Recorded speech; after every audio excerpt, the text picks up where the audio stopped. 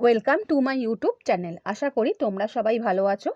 এর আগের ভিডিওগুলোতে আমি তোমাদের ক্লাস 11-এর সেকেন্ড সেমিস্টারের হিস্ট্রির আমি তোমাদের অধ্যায় 4 রাষ্ট্রের প্রকৃতি এবং এর উপাদান, অধ্যায় 5 সাংস্কৃতিক পরম্পরার পরিবর্তন, অধ্যায় 6 দিগন্তের প্রসার, আমি তোমাদের এখান থেকে সমস্ত কোশ্চেন অ্যান্সার দিয়ে দিয়েছি। এছাড়াও এরপরে তোমাদের কিছু বন্ধুরা আমাকে বলেছে যে অধ্যায় 5 সাংস্কৃতিক পরম্পরার পরিবর্তন থেকে আরও কিছু কোশ্চেন অ্যান্সার দিতে। তাই আজকে তোমাদের আমি এখান থেকে 3 মার্কসের আরও কিছু কোশ্চেন অ্যান্সার আলোচনা করে দিচ্ছি। নেক্সট এখান থেকে 4 মার্কসের কিছু দিয়ে দেবো, কারণ তোমরা জানো এখান থেকে 3 আর 4 মার্কসের আসবে, কোনো লং কোশ্চেন আসবে না। আর যদি কারোর কোনো অসুবিধা হয় আমাকে কমেন্ট করে জানাতে পারো, আমি তোমাদের সেখান থেকে কোশ্চেন অ্যান্সার দিয়ে দেবো। চ্যানেলে যারা নতুন, চ্যানেলটা সাবস্ক্রাইব করে রাখো, আর ভিডিওটা ভালো লাগলে লাইক এবং বন্ধুদের শেয়ার করে দিও। তাহলে বন্ধুরা আরম্ভ করে দিচ্ছি। সামন্ততান্ত্রিক যুগে ইউরোপের কৃষকদের শ্রেণীবিভাগ করো। মধ্যযুগে ইউরোপে সামন্ত প্রথার ব্যাপক প্রসার ঘটে। কৃষি, অর্থনীতি এবং কৃষকদের শোষণই ছিল সামন্ততন্ত্রের মূল কথা। এই সময় সমাজের অধিকাংশ মানুষ কৃষিকাজের সঙ্গে যুক্ত ছিল।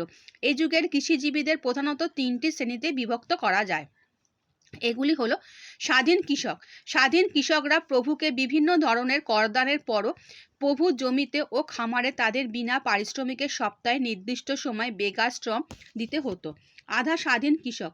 আধা স্বাধীন কৃষকরা প্রভুকে করদানের ক্ষেত্রে বা প্রভুর জমিতে বেগার শ্রম দেওয়ার বিষয় স্বাধীন কৃষকদের চেয়েও বেশি শোষিত হতো। ভূমিদাস। সামন্ত সমাজে ভূমিদাসরা ছিল সর্বাপেক্ষা শোষিত শ্রেণী। সামন্ত প্রভুর অধীনে অসংখ্য ভূমিদাস থাকত। ভূমিদাসরা সামন্ত প্রভুর ব্যক্তিগত সম্পত্তির মতো ছিল। তারা প্রভুর দ্বারা চূড়ান্তভাবে নির্যাতিত ও শোষিত হতো। তারা সারা বছর প্রভুর জমিতে বেগার শ্রম দিতে বাধ্য ছিল। উপসংহার: সামন্ততান্ত্রিক যুগে কৃষকদের এইরূপ শ্রেণীবিভাগ সমাজে বৈষম্য সৃষ্টি করেছিল। স্বাধীন কৃষকরা তাদের স্বাধীনতা ধরে রাখতে পারলেও আধা স্বাধীন ও ভূমিদাস শ্রেণীর কৃষকরা ক্রমশ শোষিত ও নিপীড়িত হতে থাকে। এই শোষণের বিরুদ্ধে কৃষক বিদ্রোহ দেখা দেয়। কৃষক বিদ্রোহ সামন্ততন্ত্রের দুর্বলতা প্রকাশ করে এবং পরবর্তীতে সামাজিক পরিবর্তনের পথ সুগম করে। সেকেন্ড কোশ্চেন, তৃতীয় ক্রুসেডের বিবরণ দাও। সিরিয়ার শাসক নুরউদ্দিন জাহাঙ্গীর মৃত্যুর পর তার রাজ্যে অরাজকতা দেখা দেয়। এই সুযোগে প্রথমে মিশরের উজির সিরখু এবং পরে তার ভ্রাতুষ্পুত্র গাজী সালাদিন আইয়ুবী সিংহাসনে বসেন। এই সালাদিন হাড্ডিনের যুদ্ধ খ্রিস্টান বাহিনীর পরাজিত করে জেরুজালেম পুনরুদ্ধার করে নেন। ক্রুসেড ঘোষণা: সালাদিন দ্বারা জেরুজালেম অধিকৃত হওয়ার সংবাদ ইউরোপে প্রচার করেন টায়ার নগরী আর্চ বিশপ। জেরুজালেম হাতছাড়া হওয়ার সংবাদ পেয়ে পোপ অষ্টম গ্রেগরি তৃতীয় ক্রুসেডের ডাক দেন। ফলে জেরুজালেম পুনরুদ্ধারের লক্ষ্যে শুরু হয় তৃতীয় ক্রুসেডের যাত্রা।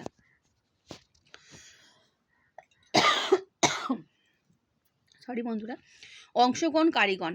তৃতীয় ক্রুসেডের খ্রিস্টান বাহিনীগুলি ছিল সবকটি ক্রুসেডের মধ্যে সবথেকে শক্তিশালী।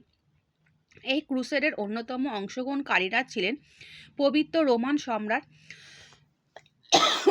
এবং বিখ্যাত শাসক ফ্রেডেরিক বারবারোসো। এছাড়াও ছিলেন লায়নহার্ট নামে পরিচিত ইংল্যান্ডের রাজা প্রথম রিচার্ড এবং ফ্রান্সের ডোন্ট প্রতাপ রাজা দ্বিতীয় ফিলিপ। ক্রুসেডারদের অনৈক্য সমস্যা। তৃতীয় ক্রুসেড অংশগ্রহণকারী খ্রিস্টান রাজার মধ্যে মতের মিল ছিল না। ফ্রেডেরিক বারবারোসো অন্যদের জন্য অপেক্ষা না করে 1888 খ্রিস্টাব্দে ক্রুসেডের উদ্দেশ্যে যাত্রা করেন।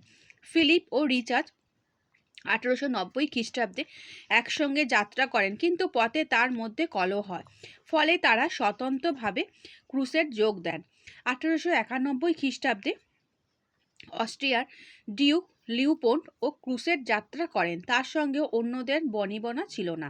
তৃতীয় ক্রুসেডের খ্রিস্টান বাহিনীগুলি দারুণ সমস্যার সম্মুখীন হয়। তুরস্কের মধ্যে দিয়ে যাবার সময় একটি দুর্ঘটনায় ফ্রেডেরিক প্রাণ হারান। ফলে তার বাহিনীর অধিকাংশ ইউরোপে ফিরে যায়। ফিলিপ ও রিচার্ডের বাহিনীগুলির একের পর এক সংক্রামক রোগে আক্রান্ত হয়।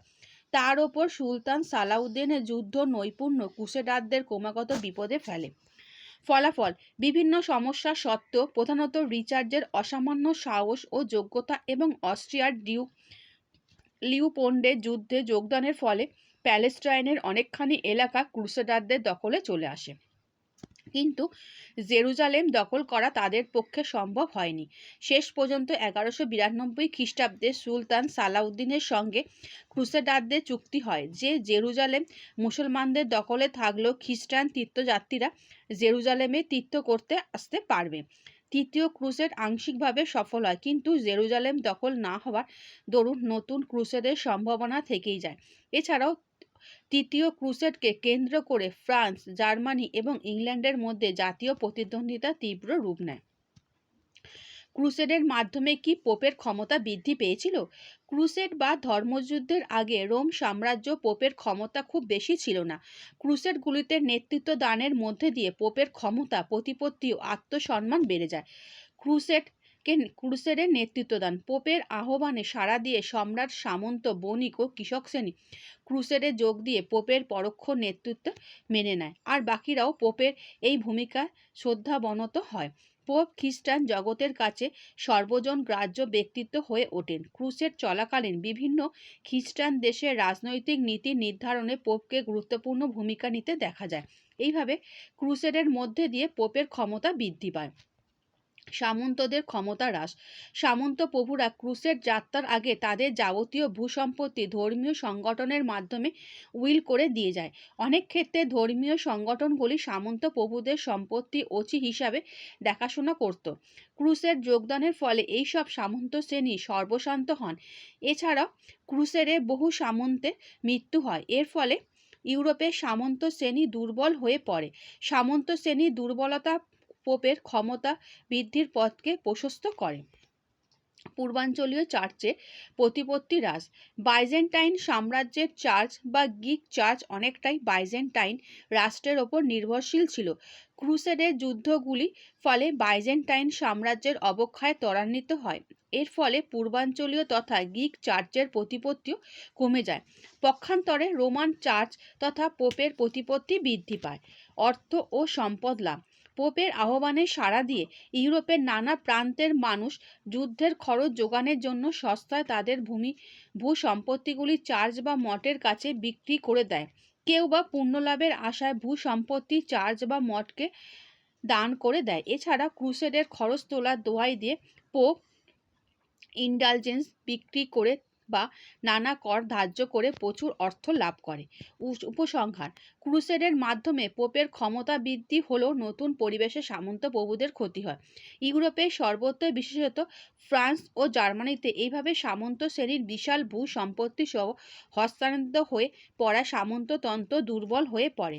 ক্রুসেডের কারণগুলি আলোচনা করো, অথবা ক্রুসেড প্রেক্ষাপট বর্ণনা করো। ক্রুসেড বা ধর্মযুদ্ধ ছিল একাদশ থেকে ত্রয়োদশ শতাব্দীর মধ্যে খ্রিস্টান ও মুসলিমদের মধ্যে সংগঠিত বেশ কয়েকটি যুদ্ধ। এই যুদ্ধগুলির মূল উদ্দেশ্য ছিল খ্রিস্টানদের পবিত্র ভূমি জেরুজালেমকে মুসলিমদের হাত থেকে উদ্ধার করা। ক্রুসেডের পশ্চাতে রাজনৈতিক, অর্থনৈতিক, সামাজিক, ধর্মীয় প্রভৃতি নানা কারণ ছিল। ধর্মীয় কারণ: জেরুজালেম খ্রিস্টানদের কাছে একটি অত্যন্ত পবিত্র স্থান। সেলজুক তুর্কি মুসলিমদের অধীনে জেরুজালেমে খ্রিস্টান তীর্থযাত্রীদের ওপর নির্যাতন করা হতো। এই জন্য পোপ দ্বিতীয় আরবান খ্রিস্টানদের ঈশ্বরের ইচ্ছা পূরণের জন্য যুদ্ধে অংশগ্রহণের আহ্বান জানান। রাজনৈতিক কারণ: পোপ দ্বিতীয় আরবান ক্রুসেডকে পোপের ক্ষমতা ও কর্তৃত্ব বৃদ্ধির সুযোগ হিসাবে দেখিয়েছিলেন। খ্রিস্টান বাইজেন্টাইন সাম্রাজ্য সেলজুক তুর্কিদের আক্রমণের সম্মুখীন হলে খ্রিস্টানদের মধ্যে প্রতিশোধ স্পৃহা জেগে ওঠে। তাছাড়া ইউরোপীয় রাজারা ক্রুসেডকে তাদের ক্ষমতা ও সম্পদ বৃদ্ধির সুযোগ হিসাবে দেখিয়েছিল। অর্থনৈতিক কারণ: ইউরোপীয়রা মধ্যপ্রাচ্যের লাভজনক বাণিজ্য পথ নিয়ন্ত্রণের উদ্দেশ্যে মুসলিমদের পদানত করার প্রয়োজন ছিল। তাছাড়া ক্রুসেডের যোদ্ধারা যুদ্ধের মাধ্যমে ভূমি ও সম্পদ ও ধন সম্পদের অধিকারী হওয়া আশা করত। সামাজিক কারণ: মধ্যযুগীয় ইউরোপের অশান্তি ও সংহিংসা ছিল একটি স্বাভাবিক ব্যাপার। অনেক ইউরোপীয় তাদের একঘেঁষে জীবন থেকে মুক্তির উদ্দেশ্যে ক্রুসেডে যোগ দেয়। উপসংহার: ক্রুসেড বা ধর্মযুদ্ধ ছিল একটি জটিল ঘটনা। এর পিছনে বেশ কিছু কারণ কাজ করেছিল। ক্রুসেডের কারণ প্রসঙ্গে মার্গারেট ডিনসলি লিখেছেন, ক্রুসেডগুলি ছিল জেরুজালেম অধিকার ও তাদের নিরাপত্তার লক্ষ্যে সংগঠিত ধর্মযুদ্ধ। ক্রুসেডের সূত্রে প্রাচ্য ও প্রতীচ্যের মধ্যে সম্পর্ক স্থাপনের গুরুত্ব কী ছিল? জেরুজালেম দখলকে কেন্দ্র করে ক্রুসেড শুরু হলে তা অলক্ষ্যে খ্রিস্টান ও মুসলমানদের মধ্যে এক সম্পর্ক গড়ে দেয়। এই সম্পর্কের সুবাদে প্রতীচ্য বা পশ্চিম ইউরোপীয় বা প্রাচ্য বা ইসলামীয় সভ্যতার বিভিন্ন দিকগুলির আদান প্রদান ঘটে। ঐতিহাসিক হিট্টি লিখেছেন, প্রাচ্য অপেক্ষা প্রতীচ্যের জন্য ক্রুসেড ছিল অধিকতর গুরুত্বপূর্ণ। ভৌগোলিক আবিষ্কার। ক্রুসেডের সুবাদে ইউরোপীয় দীর্ঘদিন ধরে অভিযান চালিয়ে এশিয়া, আফ্রিকা ও ভূমধ্যসাগরীয় অঞ্চলের দেশগুলির সম্পর্কে জানতে পারে। প্রাচ্য বাণিজ্যের নতুন পথ আবিষ্কার হয়। প্রসঙ্গে আজিজ এস আতিয়া লিখেছেন, ক্রুশ বহনকারীদের অভিযানমূলক উৎসাহ শেষ পর্যন্ত নতুন দেশ আবিষ্কারের যুগের সূচনা ঘটায়। বাণিজ্যিক লেনদেনের সূত্র। প্রাচ্যের দেশগুলির থেকে প্রতীচ্য মূল্যবান পোশাক, মণিমুক্ত প্রসাধন সামগ্রী আমদানি করা হতো। প্রাচ্যে বাণিজ্য করতে গিয়ে ইউরোপীয়রা স্বর্ণমুদ্রার প্রচলন করে। বাণিজ্যের সুবিধার্থে ফ্লোরেন্স নগরের বণিকরা ব্যাংক ব্যবস্থার প্রচলন করেন। আধুনিক ইউরোপের বিকাশ। ক্রুসেডের ফলে আরবদের উন্নত সভ্যতা ও সংস্কৃতির সঙ্গে ইউরোপীয়রা পরিচিত হওয়ার সুযোগ পায়। ফলস্বরূপ কুসংস্কারচ্ছন্ন ইউরোপে অত্যন্ত উন্নত মুসলিম সভ্যতার অনুপ্রবেশ ঘটে। ফলে ইউরোপ অনেক বেশি আধুনিক হয়ে ওঠে। জীবনযাত্রার প্রণালীর পরিবর্তন। ক্রুসেডের প্রারম্ভিক পর্বে মুসলমানদের সম্পর্কে ইউরোপীয়র মনে ঘৃণা ও অবজ্ঞার ধারণা ছিল, কিন্তু তাদের সংস্পর্শে আসার পর এই ধারণার বদল ঘটে। এশিয়ায় আরবদের বিলাসবহুল জীবনযাত্রা তাদের আকৃষ্ট করে। পোশাক পরিচ্ছদ থেকে শুরু করে খাদ্য তালিকা পর্যন্ত সব দিক থেকে ইউরোপীয় উন্নত হওয়ার চেষ্টা করে। নেক্সট, জ্ঞান বিজ্ঞান। ক্রুসেডের ফলে প্রতীচ্য উচ্চতর জ্ঞান বিজ্ঞানের ধারণা লাভ করে। আরবীয়দের মাধ্যমে বিজ্ঞান, গণিত, রসায়ন, চিকিৎসাশাস্ত্র প্রভৃতি বিষয় ইউরোপীয়রা জ্ঞান লাভ করে। আরবীয় সংখ্যা তত্ত্বে জ্ঞান লাভ করে। তারা হিসাব শাস্ত্রে পারদর্শী হয়ে ওঠে। উপসংহার। ক্রুসেডের ফলে ইউরোপীয় সাহিত্যের প্রভাব ইউরোপীয়দের ওপর পড়েছিল। এর মধ্যে উল্লেখযোগ্য আরব্য রজনীর কাহিনীগুলি, syrup, sugar, lemon, soda, muslin, satin প্রভৃতি আরবি শব্দগুলির সঙ্গে ইউরোপীয়রা পরিচিত হতে থাকে। নেক্সট এবং লাস্ট কোশ্চেন, সামন্ততন্ত্রের সংজ্ঞা দাও। ল্যাটিন শব্দ ফিওডালিস এবং ফরাসি শব্দ ফোডালিতে থেকে ইংরেজি ফিউডালিজম কথাটি এসেছে, যার অর্থ হলো সামন্ততন্ত্র। 1515 খ্রিস্টাব্দে প্রথম সামন্ততন্ত্র শব্দটি ব্যবহৃত হয়। সামন্ততন্ত্রের সংজ্ঞা দিতে গিয়ে বিভিন্ন ঐতিহাসিক অভিমত দিয়েছেন। তাদের অভিমতগুলি হলো, বোলাভিলিয়ের এর মতে বোলাভিলিয়ে সামন্ততন্ত্র বলতে বুঝিয়েছে সার্বভৌম অধিকারের বিভাজন, যেখানে প্রশাসনকে খণ্ডিত ও বিখণ্ডিত করে স্বৈরতন্ত্রের বিরুদ্ধে নিরাপত্তা, স্বাধীনতা ও সম্পত্তির সুরক্ষার ব্যবস্থা করা হয়। মন্টেস্কুর মত। মন্টেস্কু মনে করেন যে ওপরের থেকে নিচের দিকে ক্রমশ হ্রাস পেতে থাকা সরকারি অধিকার ও ক্ষমতার বিভাজিত কাঠামোই ছিল সামন্ততন্ত্র। কার্ল মতে স্বাধীনতাহীন শ্রমজীবী মানুষের দ্বারা বৃহৎ ভূসম্পত্তি, কৃষি ও হস্তশিল্পজাত পণ্য সামগ্রী উৎপাদন করার ব্যবস্থাই হলো সামন্ত ব্যবস্থা। সর্বজন গ্রাহ্য ধারণা।